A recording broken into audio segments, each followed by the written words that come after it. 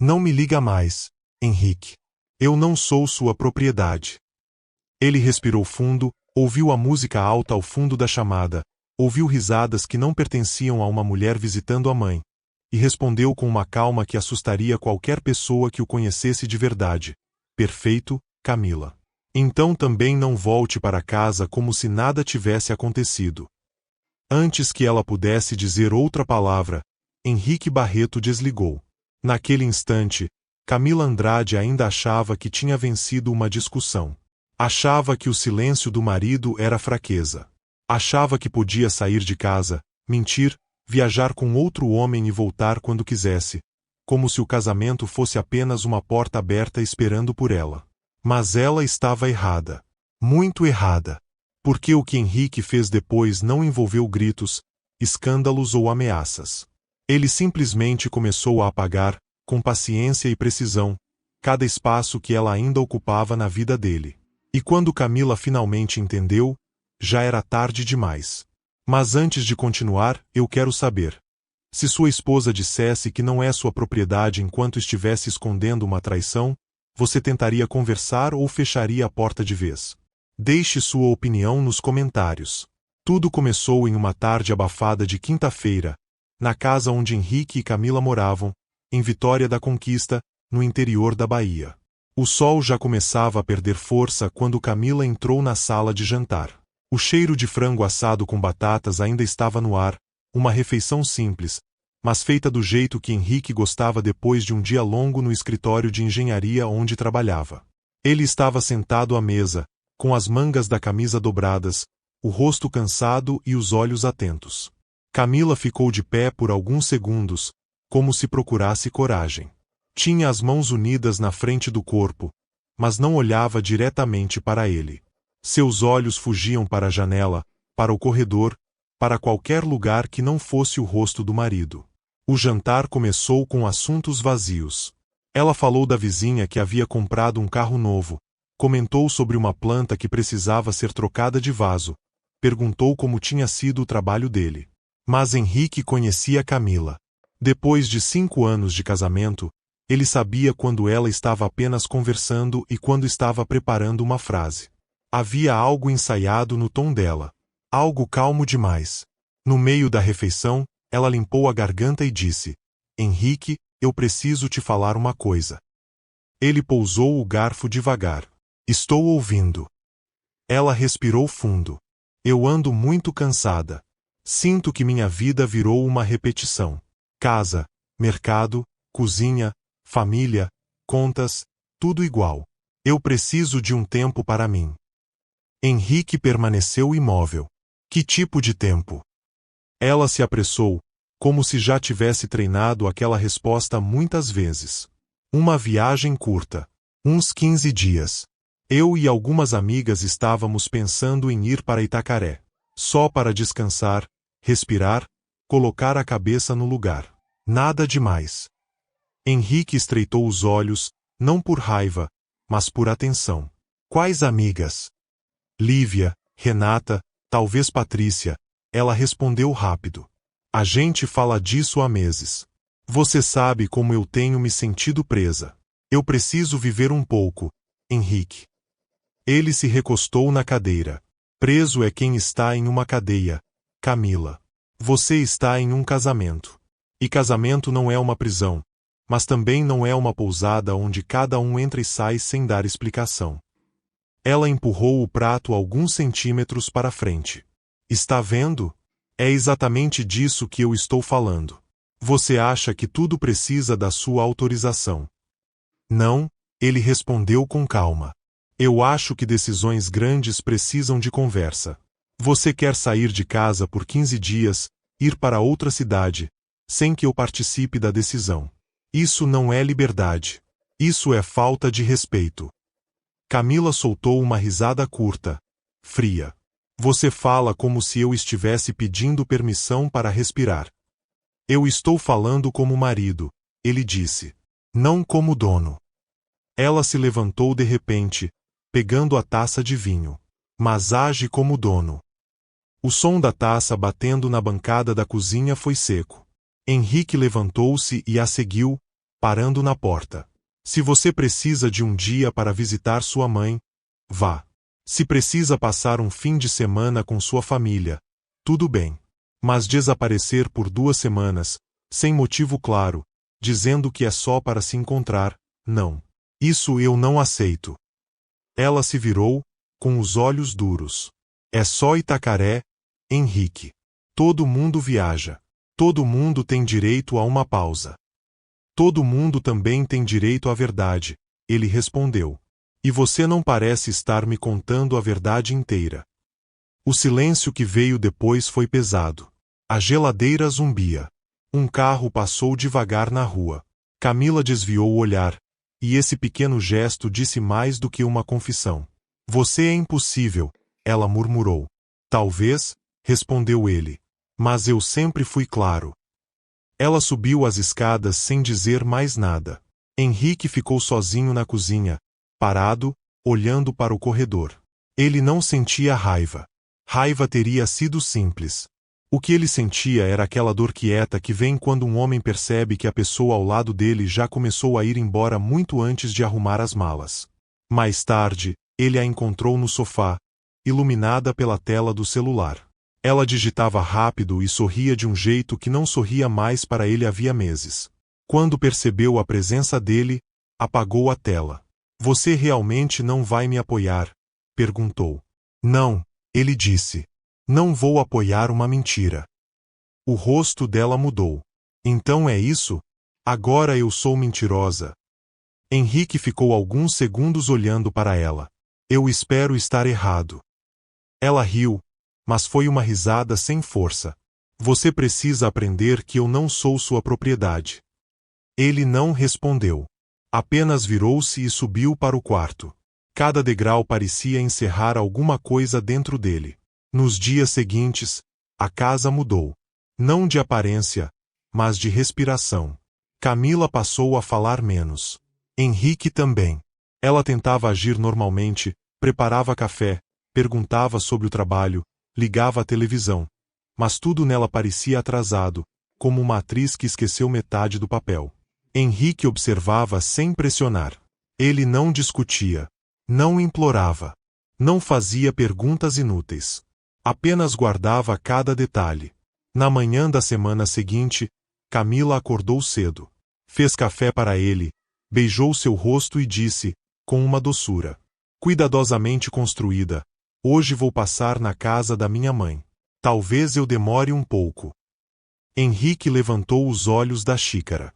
Entendi. Ela esperou uma pergunta, uma cobrança, talvez uma discussão. Mas ele apenas completou, dirija com cuidado. Camila sorriu. Um sorriso bonito, distante, cheio de alguma coisa escondida atrás. Ao fim do dia, depois de reuniões, ligações e trânsito lento, Henrique voltou para casa. O portão abriu normalmente. A luz da varanda estava apagada. Ele entrou e percebeu de imediato que a casa não estava quieta como uma casa em paz. Estava quieta como uma casa abandonada. A mesa estava limpa. A cozinha vazia. As sandálias que Camila deixava perto da entrada não estavam ali. O perfume dela ainda existia no ar, mas já parecia memória. Camila, ele chamou. Nada. Ele foi ao quarto. Abriu o armário. Metade das roupas dela tinha sumido. A mala grande também. Algumas joias não estavam mais na caixa. Henrique fechou os olhos por um segundo. Não por surpresa. Por confirmação. Então pegou o celular e ligou. Chamou 2 vezes. Quando ela atendeu, havia música ao fundo, vento, risadas e uma voz masculina distante dizendo algo que ele não conseguiu entender. Henrique, ela disse, irritada. Por que você está ligando? Porque cheguei em casa e você não está aqui, ele respondeu. Onde você está? Eu falei que ia viajar. Você disse que ia à casa da sua mãe. Ela ficou calada por um instante. Depois veio agressiva. Eu não devo satisfação de cada passo meu. Eu fui respirar. Fui viver um pouco. Você não manda em mim. Henrique segurou o telefone com firmeza. Com quem você está, Camila? Ela soltou uma risada. Não começa. Não me liga mais, Henrique. Eu não sou sua propriedade. Foi nesse momento que alguma coisa dentro dele parou de lutar. Não quebrou. Não explodiu. Apenas parou. Ele olhou para a sala vazia, para o lugar onde ela costumava deixar a bolsa, para a fotografia de casamento na parede. E respondeu: perfeito. Então não volte para casa como se ainda fosse minha esposa. Desligou antes que ela pudesse reagir. Ficou alguns segundos imóvel, ouvindo apenas o relógio da parede e o zumbido da geladeira. Depois caminhou até o escritório, fechou a porta e ligou para César Moreira, um investigador particular que já havia trabalhado para um cliente dele anos antes. A voz do homem veio seca do outro lado. Moreira. César, é Henrique Barreto. Minha esposa saiu de casa dizendo que ia viajar com amigas. Preciso saber onde ela está, com quem está, onde está hospedada e por quanto tempo.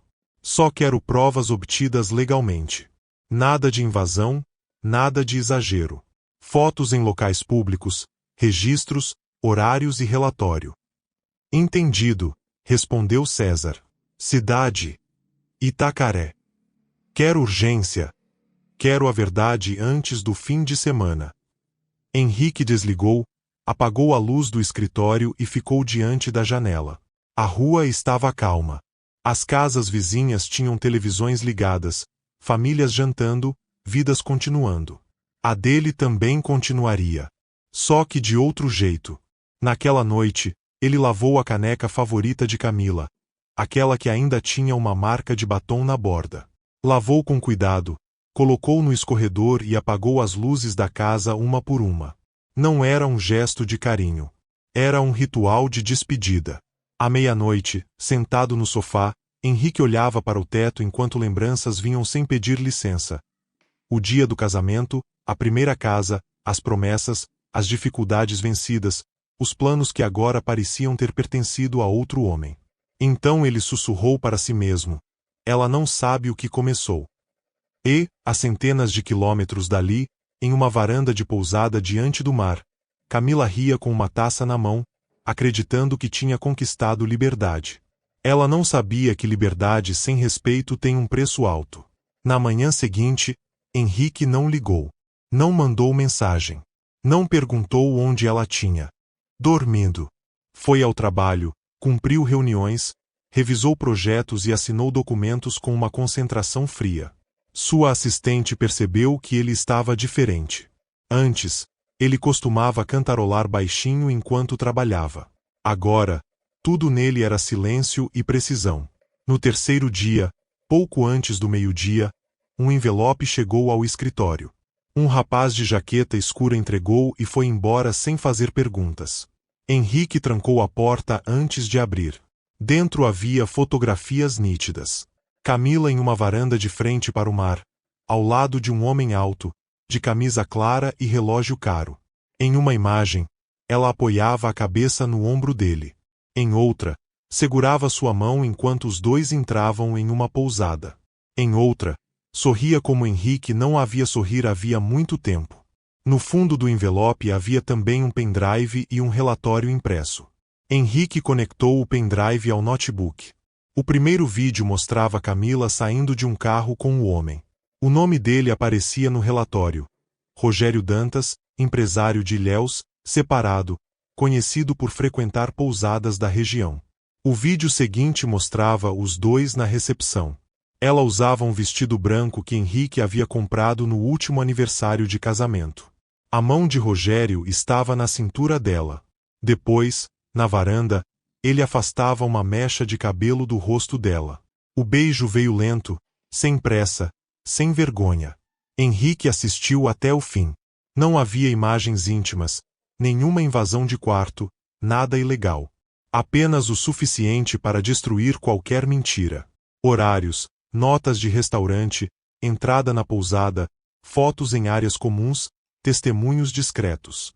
Tudo organizado. Tudo claro. O mais doloroso era que Camila nem tinha usado outro nome. Ela havia feito tudo como se realmente acreditasse que Henrique nunca teria coragem de descobrir. Ele fechou o notebook. Não chorou. Não bateu na mesa. Não quebrou nada.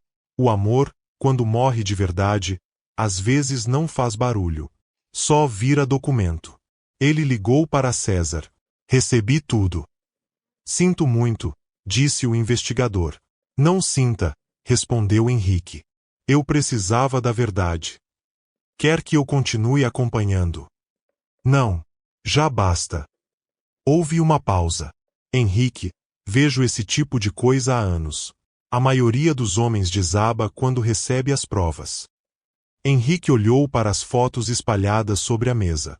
Eu já tinha desabado antes. Só estava esperando a confirmação.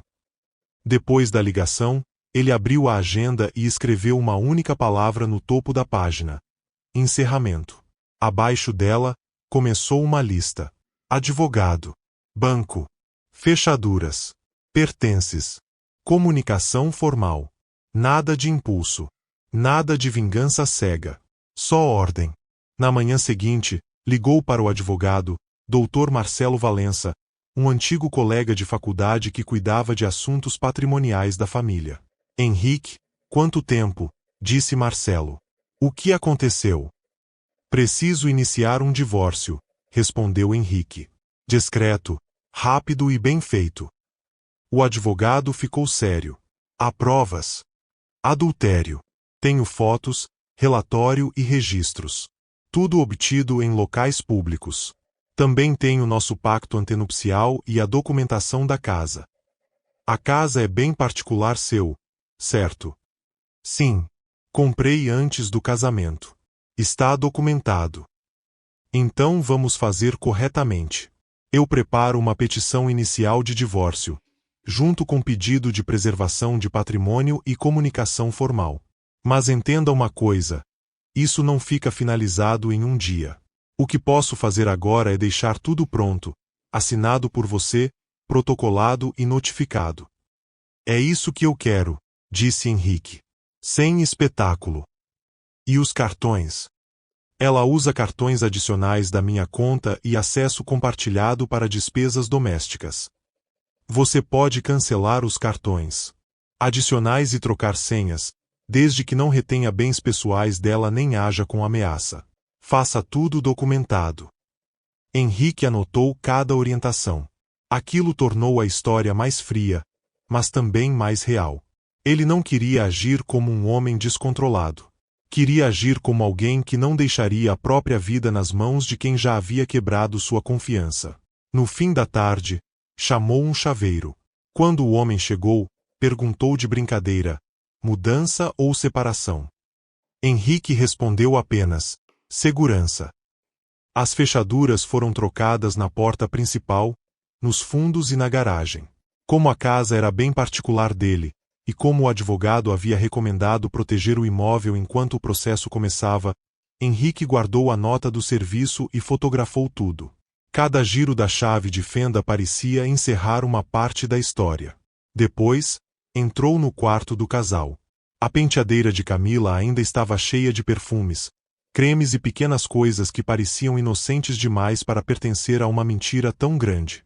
Ele pegou caixas, separou roupas, sapatos, documentos pessoais, joias, fotos de família e objetos de uso dela. Não rasgou nada. Não jogou nada fora. Embalou tudo com cuidado. O que era dela iria voltar para ela. O que era deles, agora, seria resolvido por advogado. Quando a última caixa foi fechada, Henrique sentou-se na beira da cama. O quarto parecia maior. Não vazio. Apenas verdadeiro. 2 dias depois, Marcelo ligou. A petição está pronta. Você precisa vir ao escritório assinar. Depois disso, faremos o protocolo e a notificação formal. Henrique foi antes do almoço. O dia estava claro, e a cidade parecia indiferente ao fim do casamento dele. Na sala de reuniões, os documentos estavam alinhados sobre uma mesa de madeira. Marcelo explicou cada parte: pedido de divórcio, anexação das provas, pedido de cumprimento do pacto antenupcial, separação de contas, preservação do imóvel e devolução documentada dos pertences pessoais dela. Henrique ouviu tudo com atenção. Depois pegou a caneta e assinou. Sem tremer. Sem hesitar. Marcelo observou o amigo. Você tem certeza de que não quer esperar ela voltar e conversar? Henrique colocou a caneta sobre a mesa. Ela conversou comigo quando mentiu. Agora eu vou conversar por meio da lei. O advogado não insistiu. Na saída, Henrique carregava uma cópia dos documentos em um envelope pardo. Outro envelope continha as provas principais. Ele voltou para casa, colocou as caixas no carro e dirigiu até a casa dos pais de Camila, no bairro Candeias. O pai dela, seu Álvaro, apareceu no portão, secando as mãos em um pano. Dona Sônia veio logo atrás, com o rosto preocupado. Henrique, disse o sogro. Aconteceu alguma coisa. Henrique desceu do carro com calma. Aconteceu, sim. Mas eu não vim fazer escândalo. Ele abriu o porta-malas. Vim deixar os pertences pessoais da Camila em um lugar seguro. Também trouxe documentos que ela precisa receber. Seu Álvaro ficou em silêncio enquanto Henrique carregava as caixas para a entrada. Dona Sônia levou a mão ao peito quando viu malas, roupas e objetos da filha. Quando a última caixa foi colocada no corredor, Henrique retirou 2 envelopes do paletó. Neste primeiro envelope está a cópia da petição de divórcio que será protocolada. Ainda não é o divórcio final, mas é o começo oficial. Ele respirou fundo. No segundo estão as provas do motivo. Dona Sônia empalideceu. Seu Álvaro não pegou os envelopes de imediato. Encarou Henrique como se procurasse um sinal de exagero, de fúria, de mentira. Mas só encontrou calma. Henrique continuou: eu respeito vocês. Por isso não vou expor isso na rua, nem em rede social, nem em família. Mas Camila saiu de casa mentindo. Então achei justo que a verdade chegasse aqui antes que ela voltasse contando outra versão. O sogro pegou os envelopes com as mãos pesadas. Ela está com outro homem? Henrique não respondeu diretamente. Apenas disse: o segundo envelope explica tudo. Dona Sônia cobriu a boca. Seu Álvaro fechou os olhos por um instante, como se já soubesse. Henrique deu um passo para trás. Quando ela voltar, talvez precise de vocês. Não para protegê-la da verdade, mas para fazê-la encarar o que escolheu. Ele entrou no carro e foi embora antes que começassem as perguntas. No caminho de volta, sentiu algo estranho. Não alegria. Não satisfação. Alívio. O tipo de alívio que vem quando a mentira deixa de morar dentro da sua casa. Depois, foi ao banco. Sentou-se diante do gerente e falou com educação. Preciso cancelar imediatamente os cartões adicionais vinculados à minha conta, remover acessos compartilhados e trocar senhas de autorização. Minha esposa e eu estamos iniciando um processo de divórcio. O gerente, discreto, fez algumas perguntas formais e executou tudo dentro das regras. Os cartões de Camila, que eram adicionais, foram bloqueados. O acesso ao aplicativo compartilhado para despesas da casa foi encerrado. Henrique manteve apenas o que era legalmente necessário e pediu comprovantes de tudo. Nada de gritaria. Nada de vingança descontrolada. Apenas portas se fechando, uma por uma. Naquela noite, ao voltar para casa, Henrique deixou as novas chaves sobre a bancada. A casa estava silenciosa, mas já não parecia sufocante. Ele abriu um armário na sala e retirou uma garrafa de uísque envelhecido que ganhará de um cliente anos antes e nunca tinha aberto. Serviu uma dose. O líquido âmbar brilhou com a luz do fim de tarde. Sentou-se no sofá e ficou olhando para as paredes, para os espaços onde antes havia pequenas marcas da presença dela. O gelo estalou no copo. O som pareceu ocupar o lugar da risada de Camila. Henrique levou o copo aos lábios e murmurou: aos fins que chegam antes que a gente perca a própria dignidade. Depois bebeu devagar. Enquanto isso, em Itacaré, Camila ainda acreditava que estava vivendo um renascimento. O sol da manhã entrava pela varanda da pousada. O mar brilhava ao longe. Rogério ainda dormia, virado para o lado, com o rosto meio escondido no travesseiro. Camila estava de roupão, com o cabelo preso e uma taça de suco na mão. Na noite anterior, Ela tinha rido, dançado, bebido e dito a si mesma que merecia aquilo. Merecia atenção. Merecia aventura. Merecia ser vista. Durante anos, dizia ela, tinha sido apenas esposa. Agora queria se sentir viva. Mas a vida tem uma forma cruel de cobrar certas frases. Pouco depois, desceu até a recepção para pagar algumas despesas da pousada. Entregou o cartão com naturalidade. A recepcionista passou uma vez. Recusado. Camila franziu a testa. Tente de novo, por favor. A mulher tentou. Recusado. Camila puxou outro cartão da carteira. Use este. A máquina apitou de novo. Recusado. A palavra parecia pequena, mas caiu como pedra. Camila forçou um sorriso. Deve ser alguma instabilidade do banco. Abriu o aplicativo no celular. A senha não funcionou. Tentou outra vez. O acesso estava bloqueado. Uma mensagem dizia que as permissões compartilhadas haviam sido removidas. O rosto dela perdeu a cor. Ela tentou ligar para Henrique. A chamada não completou. Tentou de novo. Nada. Na terceira tentativa, percebeu, estava bloqueada. Não era o número fora de serviço. Não era erro da operadora. Henrique simplesmente havia fechado também aquela porta. Camila sentiu um frio subir pelas costas. Ligou para Lívia. A amiga não atendeu. Ligou para Renata. Caixa postal. Por fim, ligou para a mãe. Dona Sônia atendeu quase imediatamente. Camila. A voz dela estava rouca, como se tivesse chorado. Mãe, o que está acontecendo? Meus cartões não passam. Eu não consigo falar com Henrique. Houve um silêncio pesado do outro lado. Volte para casa. Agora. Mãe, eu posso explicar. Não explica por telefone. Volte. A ligação terminou.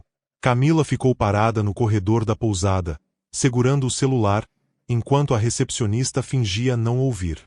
Pela primeira vez desde que saíra de casa, ela sentiu medo. Não medo de ser descoberta. Isso já parecia ter acontecido. Medo de descobrir quanto da vida dela dependia do homem que ela tinha acabado de desprezar. Subiu correndo para o quarto. Rogério ainda dormia. Ela olhou para ele por alguns segundos. Na noite anterior, ele parecia aventura. Naquela manhã, parecia apenas um erro com nome e sobrenome. Ela não o acordou. Arrumou a mala depressa, pegou o que podia e saiu. A viagem de volta foi longa. Cada placa na estrada parecia aproximá-la de uma verdade que ela não queria ver. Tentou ligar para Henrique várias vezes. Bloqueada. Tentou mandar mensagem. Não entregue. O orgulho começou a ceder espaço ao pânico. Quando entrou em Vitória da Conquista, o coração batia forte. As ruas conhecidas, que antes pareciam seguras, agora pareciam testemunhas. Ela chegou à casa deles no fim da tarde. O jardim estava aparado. O carro de Henrique estava na garagem. As cortinas estavam fechadas. Por um segundo, sentiu alívio. Talvez ele estivesse em casa. Talvez ainda desse para gritar, chorar, inventar uma explicação, pedir tempo. Ela enfiou a chave na fechadura. A chave não girou. Tentou outra vez, com mais força. Nada. Olhou para a fechadura e percebeu que era nova. Bateu na porta. Uma vez. 2. 3. A luz de segurança acendeu, iluminando seu rosto cansado. Ninguém respondeu. Ela pegou o celular e ligou novamente. Bloqueada. O silêncio da casa parecia uma resposta. Camila encostou a testa na porta e sussurrou. Henrique, abre. Por favor. Mas não havia mais ninguém ali esperando pela versão dela. Depois de quase meia hora no carro, chorando e olhando para a casa que achava que ainda podia chamar de sua, Camila ligou o motor e foi para a casa dos pais. Quando chegou, a noite já tinha caído. Dona Sônia abriu a porta com os olhos vermelhos. Seu Álvaro estava na sala, sentado, com 2 envelopes sobre a mesa. As caixas com os pertences de Camila estavam encostadas no corredor. Ela viu as malas, os sapatos, as roupas dobradas, os perfumes, a caixa de joias, e sentiu as pernas perderem força. O que é isso? Perguntou. Por que minhas coisas estão aqui? O pai dela levantou-se devagar. Henrique trouxe ontem. Ele não podia fazer isso. Seu Álvaro olhou para ela com uma tristeza dura. Depois do que você fez, Camila, é melhor medir cada palavra. Ela ficou imóvel. Dona Sônia começou a chorar em silêncio. O pai pegou o primeiro envelope e entregou à filha. Abra. Camila abriu com dedos trêmulos. Leu as primeiras linhas. Petição inicial de divórcio. Pedido de cumprimento de pacto antenupcial. Preservação de patrimônio. Provas anexas. O nome de Henrique estava assinado no final. O dela aparecia em várias páginas como requerida. A garganta fechou. Ele pediu divórcio. Ainda não acabou no papel, disse o pai. Mas acabou no coração dele. Camila ergueu os olhos, desesperada. Pai, eu posso explicar. Seu Álvaro pegou o segundo envelope e jogou sobre a mesa. Fotografias escorregaram para fora. Camila na varanda da pousada. Camila entrando com Rogério. Camila sorrindo com a cabeça no ombro dele. Camila beijando outro homem com o vestido que o marido havia comprado. O pendrive caiu em seguida, pequeno e pesado como uma sentença. Dona Sônia virou o rosto. Não queria olhar. Camila levou as mãos à boca. Não é? Não é como parece. O pai dela bateu a mão na mesa, não com violência, mas com autoridade. É exatamente como parece. A sala mergulhou em silêncio. Depois ele continuou, com a voz baixa. Você saiu de casa mentindo. Disse que ia ver sua mãe. Disse que viajava com amigas. Chamou o marido de controlador enquanto usava a confiança dele para passar dias com outro homem. E quando ele ligou, você disse que não era propriedade dele. Você tinha razão em uma coisa. Você não era propriedade dele. Mas também não tinha o direito de tratar o casamento como se fosse lixo. Camila começou a chorar. Eu estava confusa. Eu só queria me sentir livre. O pai respirou fundo, os olhos cheios de decepção. Liberdade não é trair. Liberdade é ter coragem de dizer a verdade antes de destruir alguém. Ela caiu sentada no sofá, olhando para as fotografias espalhadas. Cada imagem parecia arrancar uma desculpa de dentro dela. Não havia mais como transformar mentira em mal-entendido. Não havia mais como chamar traição de pausa. Não havia mais como chamar egoísmo de liberdade. Dona Sônia se aproximou, mas não abraçou a filha.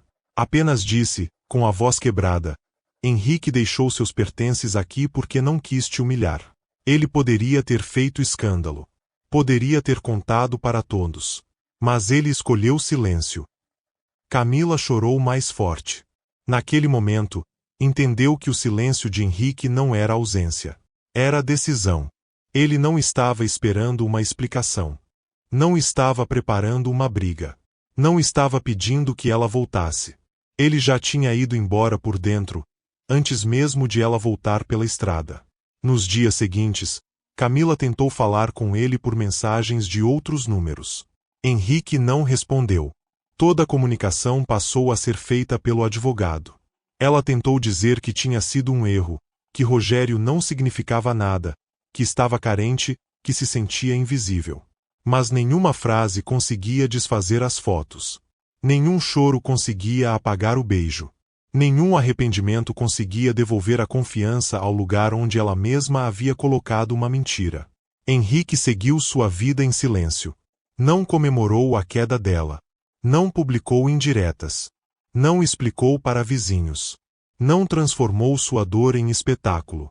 Apenas trabalhou, cuidou da casa, encontrou amigos antigos e reaprendeu a dormir sem desconfiar da pessoa ao lado. Camila, por outro lado, descobriu que a liberdade que ela imaginava era muito diferente quando não havia mais casa esperando, cartão funcionando, marido preocupado e perdão garantido. Rogério desapareceu assim que percebeu que o caso tinha virado problema. As amigas evitaram se envolver. Os pais dela a acolheram, mas não a defenderam. E, Todas as noites, ao olhar para as caixas no quarto de hóspedes, Camila lembrava da frase que disse ao telefone: "Eu não sou sua propriedade." Ela realmente não era. Mas também não era mais sua esposa. E essa foi a parte que ela só entendeu quando perdeu tudo. Henrique não destruiu Camila. Ele apenas retirou dela o conforto de continuar mentindo. Ele escolheu paz em vez de gritos, dignidade em vez de drama, verdade em vez de aparência. Camila aprendeu tarde demais que um marido calado não é sempre um marido fraco. Às vezes é apenas um homem juntando forças para nunca mais olhar para trás. E você, no lugar de Henrique, teria feito o mesmo? Teria fechado as portas, procurado provas e seguido pela lei? Ou teria esperado Camila voltar para conversar? Escreva sua opinião nos comentários. E se você gosta de histórias fortes sobre casamento, traição, orgulho, arrependimento e consequências da vida real, deixe seu like, inscreva-se no canal e ative o sininho para não perder a próxima história.